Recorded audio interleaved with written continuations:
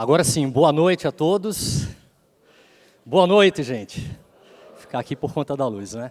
Primeiro eu quero agradecer o convite feito, dizer que para mim é uma grande honra poder dividir também esse espaço com vocês para falar de um tema que para mim é tão caro, é tão especial, que é falar sobre o sentido da vida e naturalmente fazendo um paralelo com a teoria do design inteligente.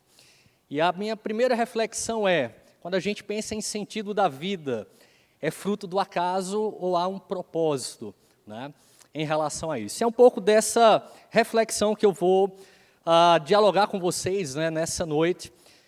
E eu gostaria de fazer primeiro uma pergunta, né? Tudo foi planejado e a gente tem visto aqui palestras, tanto no macro-universo como também, né, quando nós pensamos ali as minúcias da vida. Mas foi com um propósito? A gente vai ver no livro do professor Marcos Eberlin, né, fomos planejados justamente essa compreensão.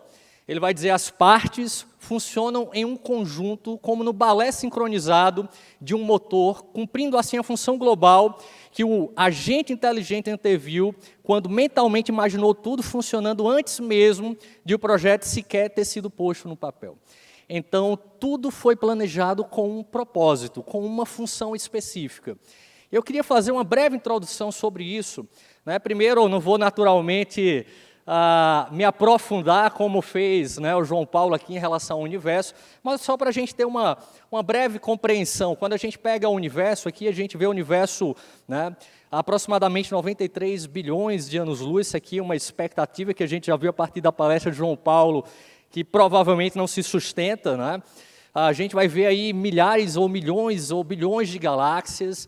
Mas eu quero trazer essa introdução simplesmente para dizer o seguinte, olha, nós temos aqui o Sistema Solar, a Via Láctea, né? Nós estamos então nesse pontinho no universo.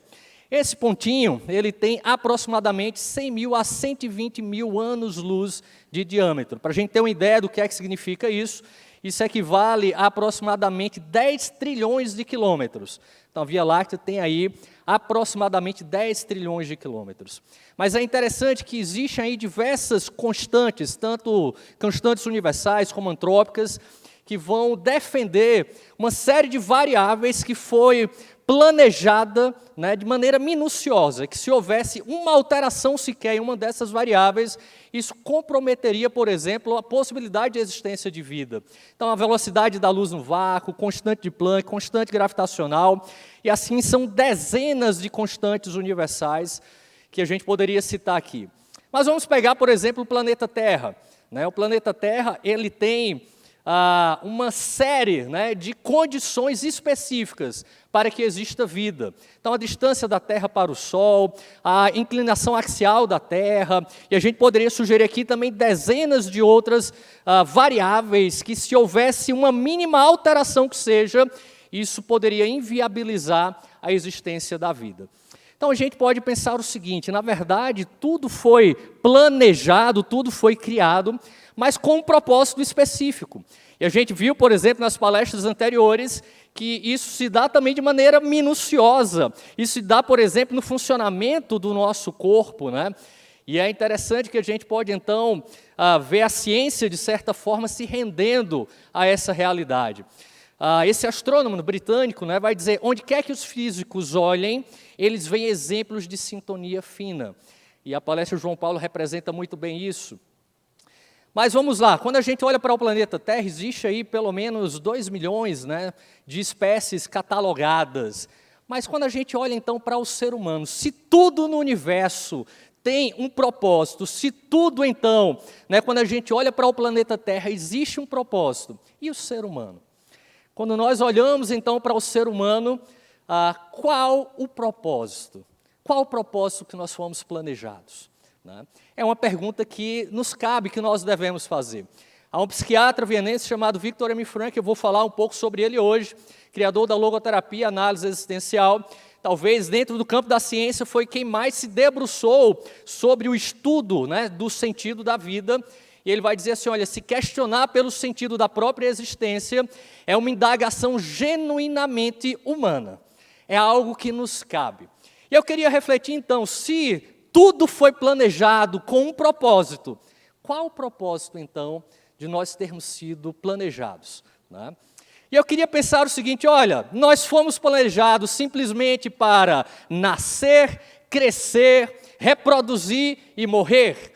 Não, nós cairíamos aí simplesmente no niilismo, numa vida completamente vazia. Essa visão naturalista, por exemplo, Frankl, ele em um determinado momento estava ainda ali na sua adolescência assistindo uma aula de um professor de ciências naturais, e o professor diz assim, olha, a vida é nada mais, nada menos do que um processo de combustão, de oxidação. Entre outras palavras, ele estava trazendo essa visão profundamente reducionista da vida. E Frankl se levanta e diz, professor, se a vida é nada mais, nada menos do que isso, que sentido então a vida tem? Então a vida é muito mais do que um processo natural de nascer, crescer, se reproduzir e morrer. A gente poderia pensar então, olha, a vida é uma busca sedenta pelo poder. É você pegar a chave para destravar, hoje é a moda, né? Pegar o código, pegou o código aí, destrave, porque você vai conseguir, você pode, né? E a gente começa a perceber que essa busca desenfreada pelo poder, pelo sucesso, pelo status, na verdade tem adoecido a nossa sociedade. Aqui a gente cai num profundo egocentrismo. A gente poderia ir mais além um pouco, dizer, olha, na verdade nós fomos planejados para o prazer, para a alegria, para a felicidade, uma descarga de dopamina no seu cérebro. Uau! Hoje a gente vive a ditadura da felicidade, é ou não é? Então, se o teu relacionamento não te faz mais feliz, o que é que você faz? A sociedade diz assim, olha, você luta por ele, você batalha, você ora. É assim que a sociedade diz? Não, porque em última instância, o que importa é você ser o quê? Feliz, né? Mas será que realmente nós fomos planejados para isso? No caso aqui do prazer pelo prazer, a gente cai no mero hedonismo. E em todos esses casos, o que é que a gente vai perceber?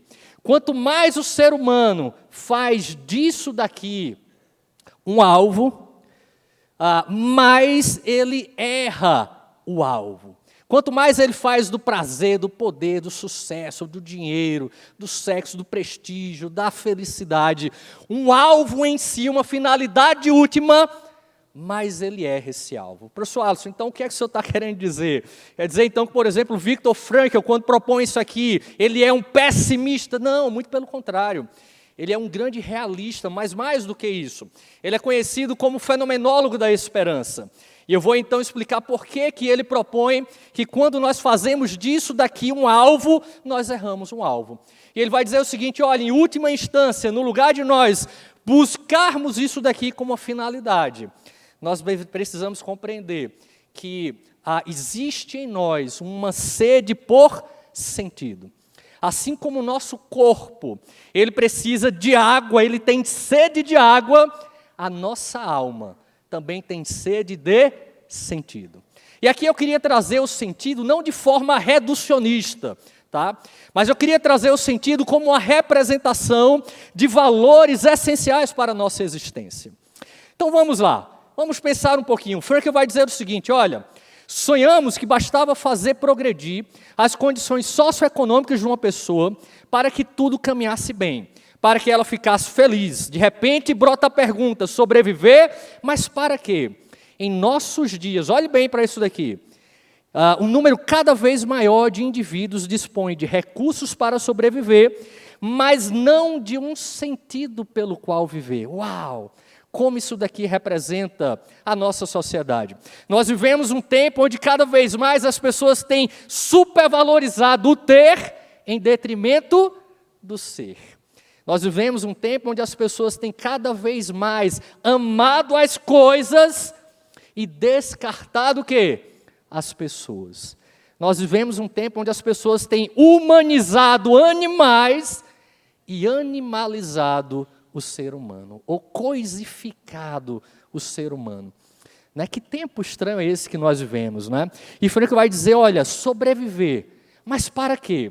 Mas para qual propósito? É um simples propósito de sobrevivência, de uma seleção natural? Se for isso, pobre nós somos, né? Mas Frankl vai trazer uma visão muito diferente em relação a isso.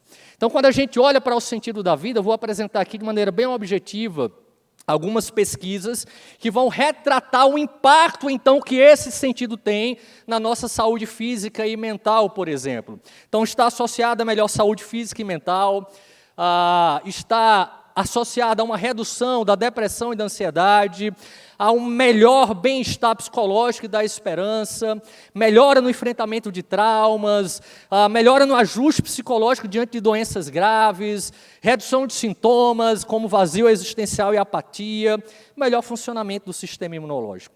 Então, se eu pegar, por exemplo, essa última pesquisa, que foi fruto da minha dissertação de mestrado, aqui é o resultado final, é uma análise que é feita a partir de um software, e aqui a gente tem uma relação entre 3 dimensões que o Frank vai propor. A dimensão que ele chama de dimensão noológica ou espiritual, aqui representada por 2 fatores, que é a atitude religiosa e realização de sentido.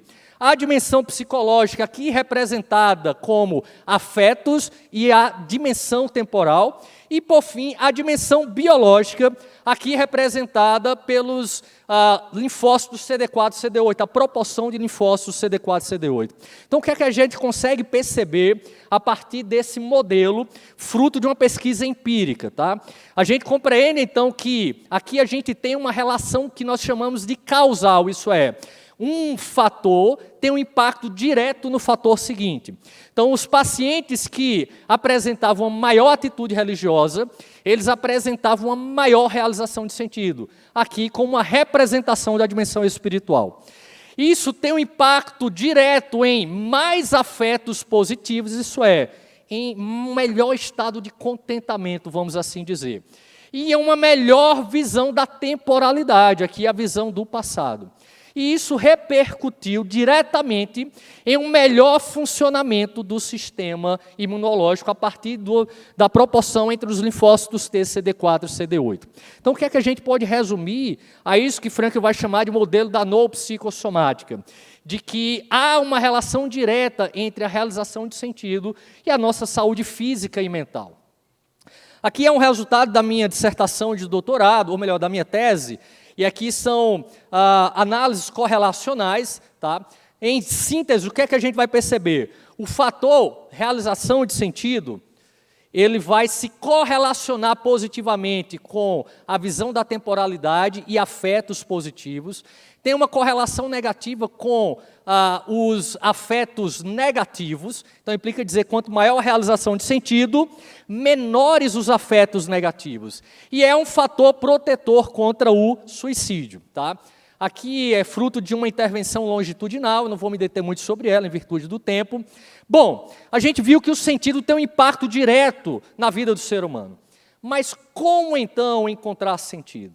Eu acho que esse é um dos grandes desafios que nós temos. É de compreender que, Frank assim vai dizer, há uma necessidade básica de todo e qualquer ser humano, que é de encontrar sentido para a sua vida. Isso a gente não precisa ir muito fundo para compreender. Por exemplo, quando a gente escuta uma pessoa em um quadro depressivo, qual é o discurso mais comum dessa pessoa? A minha vida é o quê? Perdeu o seu brilho, perdeu a sua cor. E muitas pessoas trazem de maneira direta, perdeu o seu sentido. Então, como então encontrar sentido? E eu queria trazer uma reflexão a partir da nossa consciência. E para ouvir a consciência, nós precisamos parar, nós precisamos desacelerar. Nós precisamos fugir do nosso ativismo, da nossa correria louca, que muitas vezes nós vivemos, para que a gente consiga parar e ouvir a consciência. Mas quando a gente fala de consciência, esse é um termo muito controverso dentro da ciência.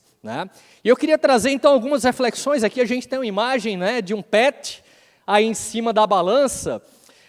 E hoje a gente vive um tempo interessante, porque nada contra os pets, por favor, tá? Mas eu compreendo que os animais, eles não possuem essa capacidade que foi planejada apenas para nós, seres humanos. Frank vai dizer que O que nos distingue dos animais não é apenas a dimensão biológica ou meramente a dimensão psicológica, mas a dimensão espiritual, essa dimensão que ele chama de noológica. E ele vai dizer que apenas nós, seres humanos, conseguimos alcançar esse nível de consciência. É muito interessante que uma imagem, há um tempo atrás, ganhou um prêmio. E essa imagem retrata uma alcateia de lobos se deslocando. E olha como é interessante esse deslocamento, né? Nós temos aqui à frente 3 lobos, depois um grupo de 5 lobos, nós temos mais outro grupo atrás e temos um lobo aqui isolado lá atrás. Se a gente puder fazer uma análise dessa imagem, que representação a gente poderia trazer?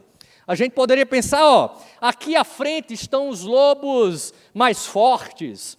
Alguém concorda com isso? Sim ou não? Levanta a mão. Uma parte. A gente poderia dizer, não, aqui à frente está o lobo alfa, ele vai guiando toda a sua alcateia, é isso? Não é isso. Olha como é interessante. Nós temos aqui à frente 3 lobos que são os mais debilitados. Por que que eles estão à frente? Porque eles vão ditar o quê? O ritmo da marcha. Nós temos atrás 5 lobos fortes. Esses lobos fortes aqui fazem a proteção dos lobos mais debilitados. Nós temos depois a alcateia, mais 5 lobos fortes e temos um ao final.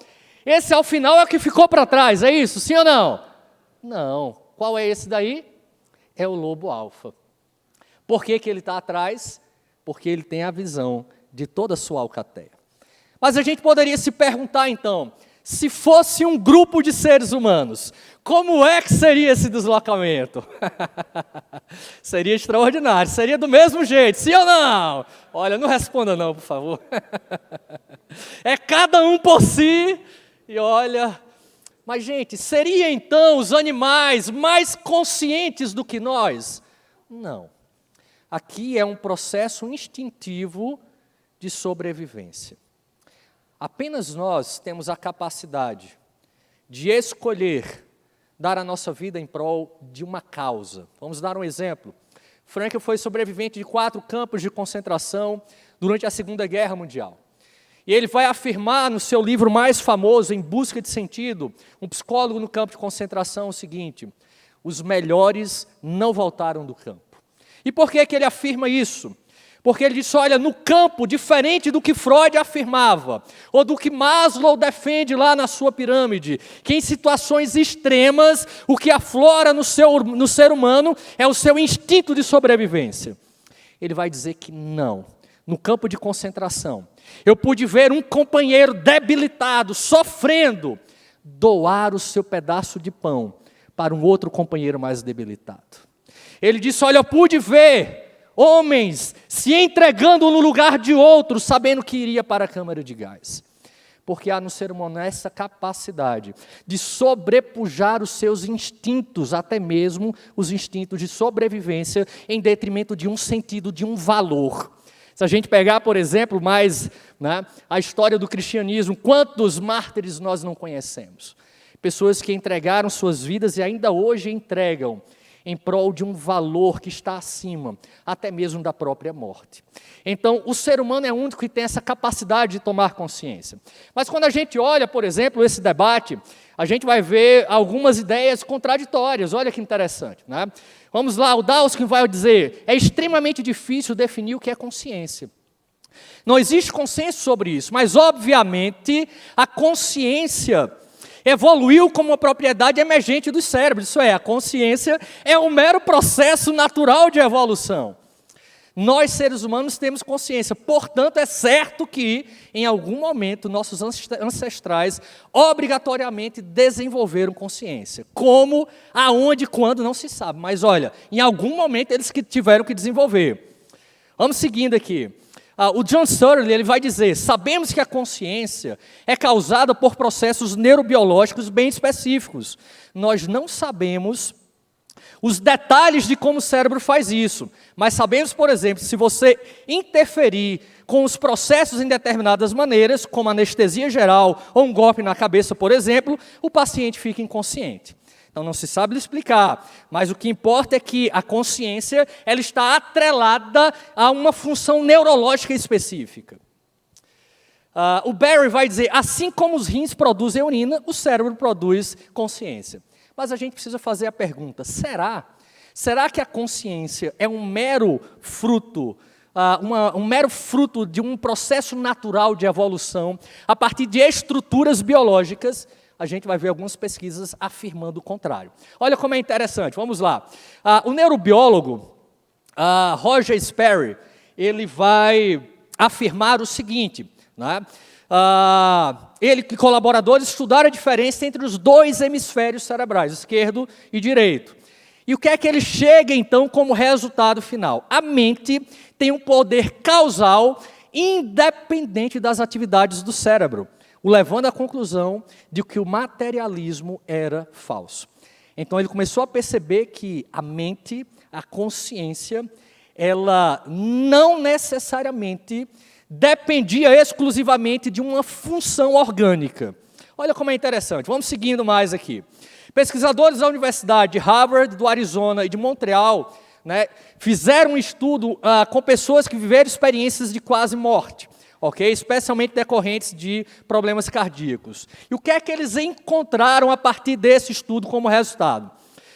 Em paradas cardíacas, sugere que a mente ela não é local, ou seja, não é gerada pelo cérebro e não está confinada a ele ou ao corpo. Uau! Olha que fantástico. Isso, então, coloca por terra essa ideia naturalista de que a consciência é um mero processo natural de evolução. Olha ainda mais uma pesquisa. O Dr. Adrian Owen vai dizer que a mente ou a consciência pode estar ativa, isso fruto de uma pesquisa que ele fez, está muito profunda, mesmo quando o cérebro parece estar o quê? Inativo. Uau, olha que fantástico. Frankel vai dizer que ele vai se utilizar no alemão para duas palavras em relação à consciência. No português só existe uma palavra para consciência, no alemão existe outras, ele vai se ancorar em duas palavras. Uma ele vai chamar de Bewusstsein, que é uma consciência de cunho mais psicológico-racional. E ele diz, olha, os animais também possuem essa consciência. Os animais possuem, em certa medida, uma capacidade de inteligência naturalmente inferior à nossa. Mas ele vai usar no alemão de uma outra palavra chamada Gewissen. Essa palavra ele vai chamar de uma consciência pré-reflexiva, intuitiva, o que ele vai chamar de órgão do sentido. Onde está localizada essa consciência? Não se sabe onde está localizada. O que se sabe é que ela é muitas vezes pré-reflexiva, ela é intuitiva. Ela não está ancorada simplesmente em um processo racional. E muitas vezes, por exemplo, a fé transcende até mesmo a lógica humana, não é? Então vamos lá, a partir disso, o que é que a gente pode compreender? Aqui eu queria trazer uma frase de um biólogo, neurocientista, terapeuta extraordinário, né? E como uma homenagem também ao meu querido amigo Ricardo, né, gente, meu irmão, que alegria poder ele ter aqui presencialmente. Eu fiz questão de lhe honrar e lhe agradecer também, né, com essa fala. O professor Ricardo vai dizer, olha, a teoria do design inteligente despida dos preconceitos e paradigmas naturalistas materialistas que limitam a teoria da evolução, interpreta com base em fatos e evidências científicas que o cérebro e a mente, o comportamento humanos, são produtos de um projeto inteligente original, intencional e incrivelmente maravilhoso. Então, meu irmão, meu querido, nós fomos planejados com a capacidade de tomarmos consciência, com a capacidade de compreendermos não apenas que 1 mais 1 é igual a 2, mas compreendermos também o para quê da nossa existência. Nenhum outro ser na face da terra foi criado à imagem e semelhança com essa capacidade. Então vamos lá, já que nós estamos falando de consciência, esse é um tema muito caro, por exemplo, dentro da logoterapia. E Frankl vai trazer uma frase que me toca profundamente. Ele vai dizer assim, olha, mas se o homem quiser ser fiel à sua humanidade, isso é, o que nos distingue dos animais, ele deve obedecer incondicionalmente ao que? A sua consciência. Note bem, quando ele fala de consciência aqui, ele não está afirmando, olha, o homem deve fazer tudo o que ele quer. Não, não é isso que ele está falando. Ele está falando que, em última instância, a nossa consciência, ela sempre vai apontar para o valor a ser realizado em cada situação da nossa vida. Uau!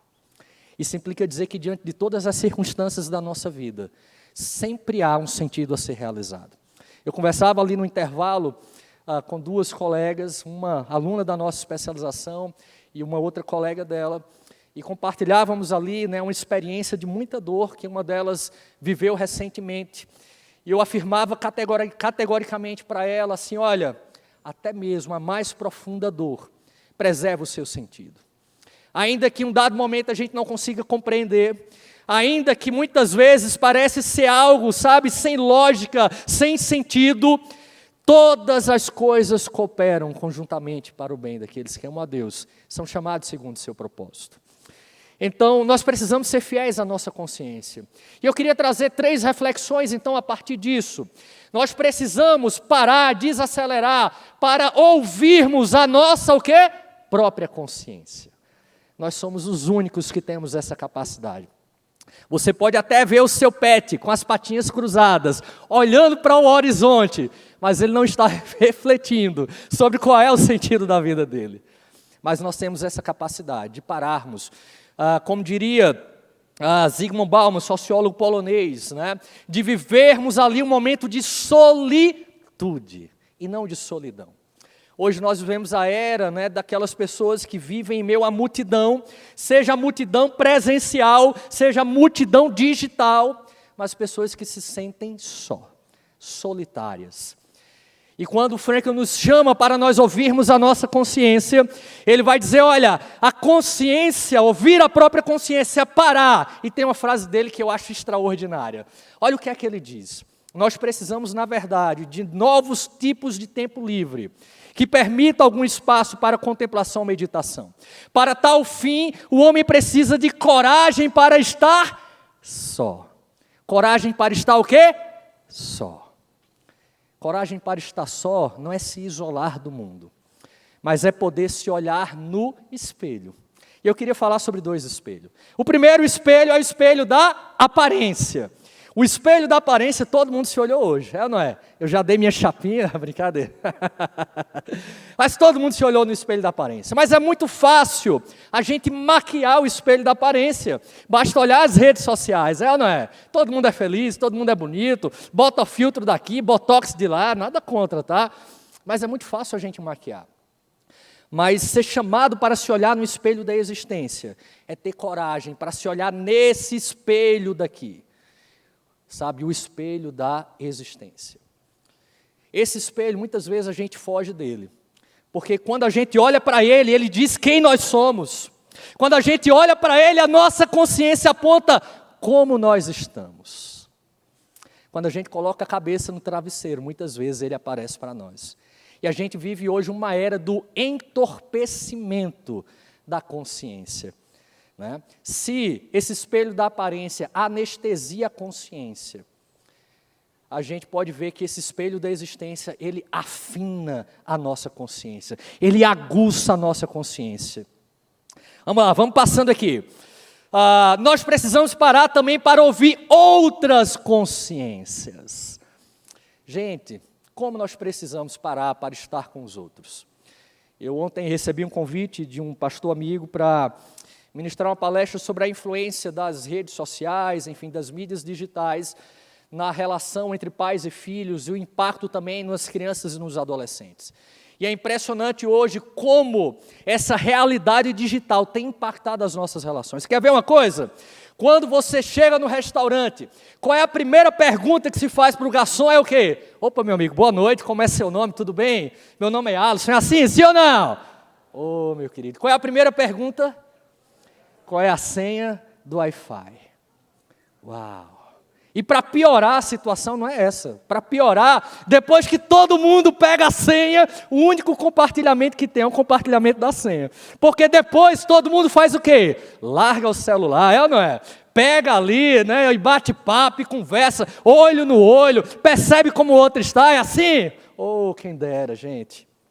Nós estamos vivendo um tempo em que casais dentro de casa se comunicam mais pelo WhatsApp, sabe, do que olhando nos olhos.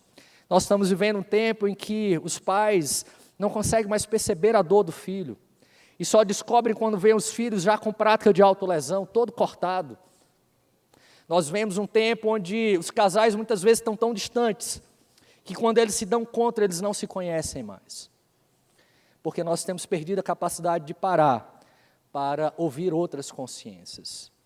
Porque para ouvir outras consciências eu preciso pausar.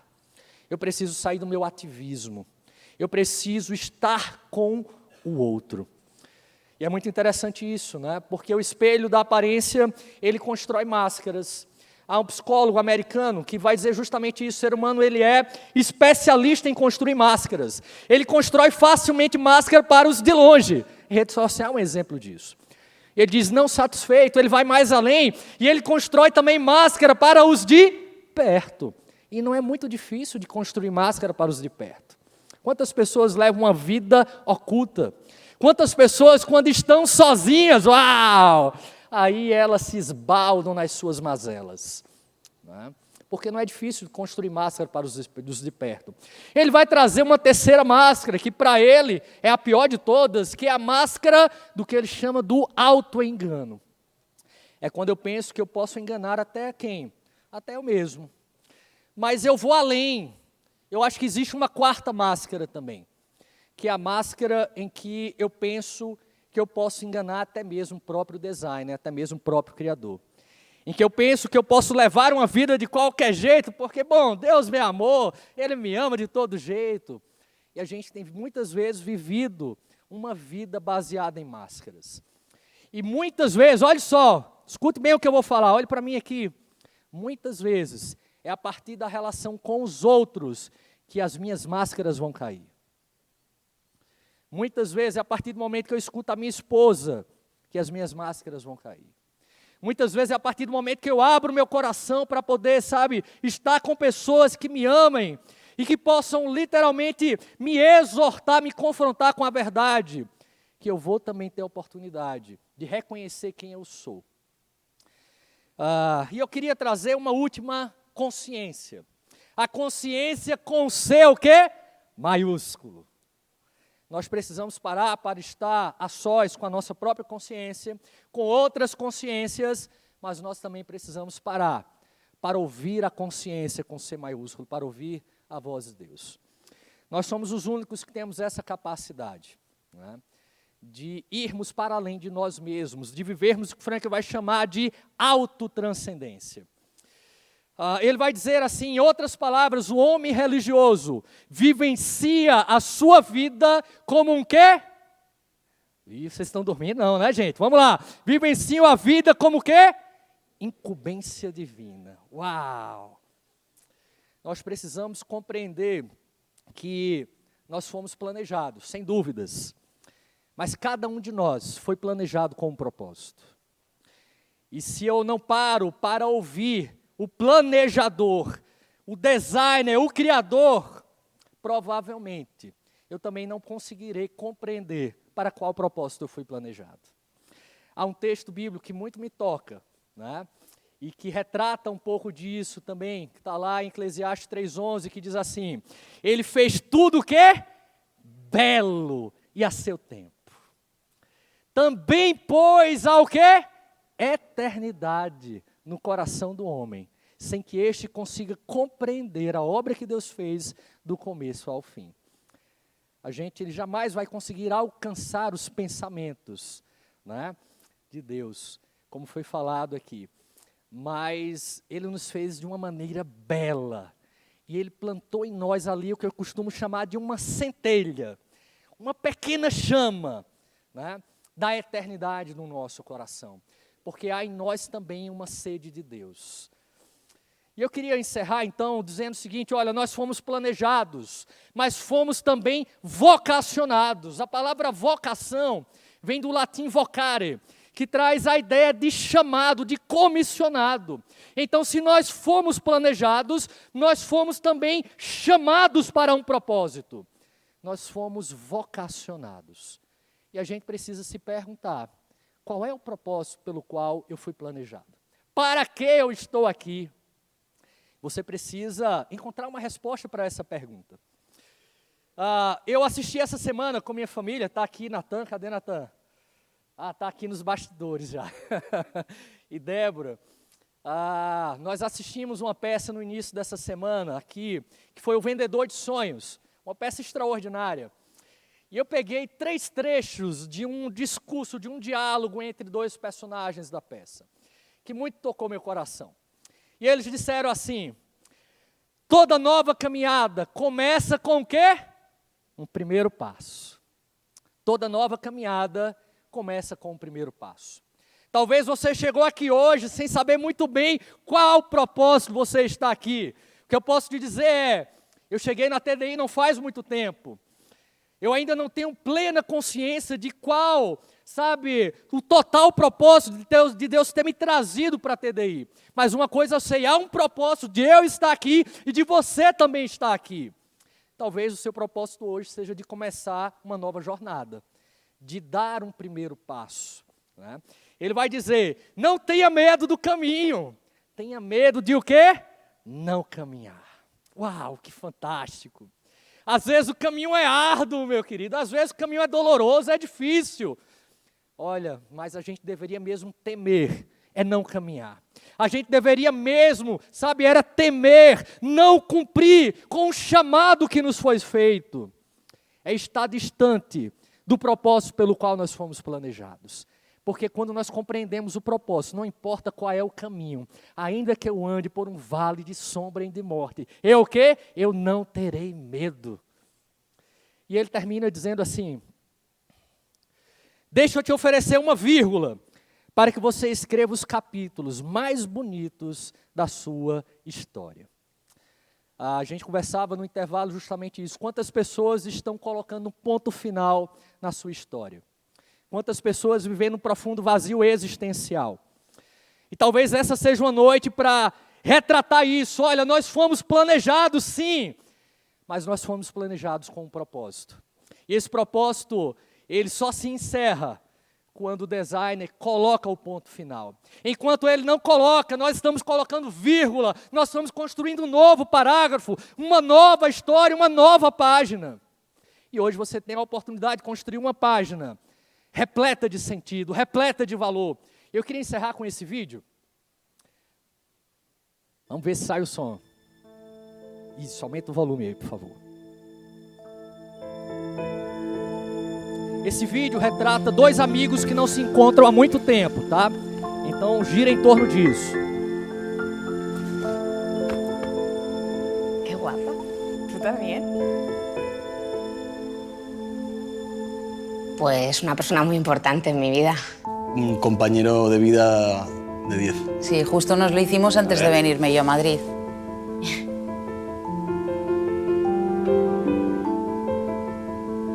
Fíjate que lo te voy a decir, pero yo creo que es el único amigo que tengo. Estás soñado, Amigo, amigo. Un hermano. Gracias a ti me ha cambiado un poco la vida, como quien dice. Y si no estuvieses, no sé qué haría sin ti.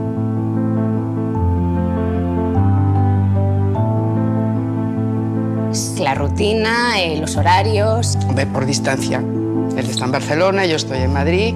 O sea, realmente no nos vemos más por mi falta de tiempo. Y siempre ha sido como una incertidumbre de cuándo será el próximo momento en el que nos volvamos a ver, ¿no? Es una contradicción, no cabe duda. La gente afirma que sus seres queridos son lo más importante, pero la distribución de su tiempo no lo demuestra así. Esto tiene que ver con el modo en que funciona nuestro cerebro. Estamos programados para evitar pensar en el tiempo que nos queda por vivir. Así tenemos la sensación de que siempre tendremos la oportunidad de hacer las cosas que nos hacen felices.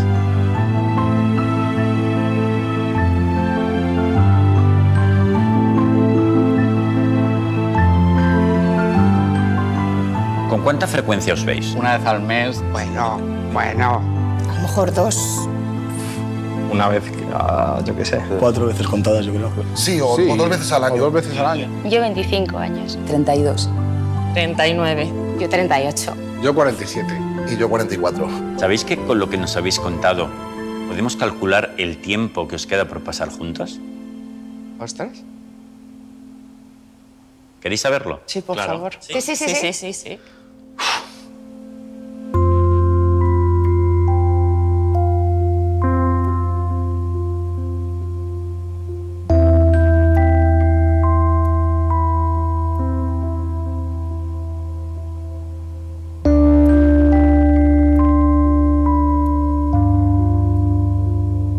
Me parece muy poco. Es un poco, ¿eh? Eso es muy poco. Qué terrible, ¿no? Súper poco. Eso no es real. Eso está mal. No puede ser. No me imagino no volver a verle. Esperaba años, no días.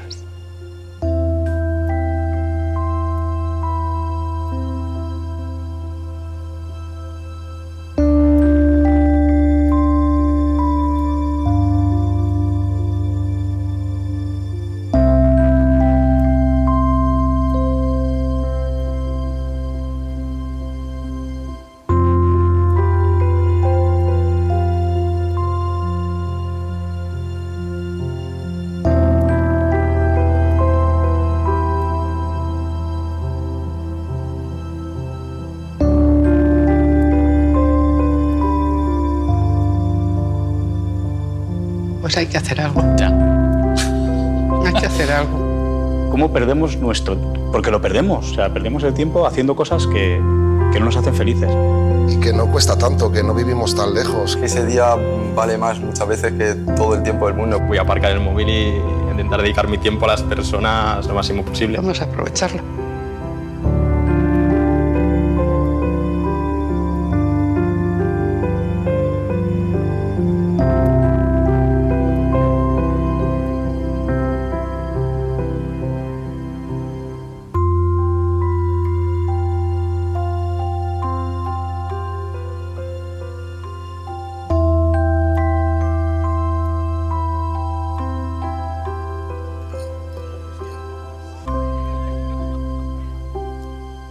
Uau!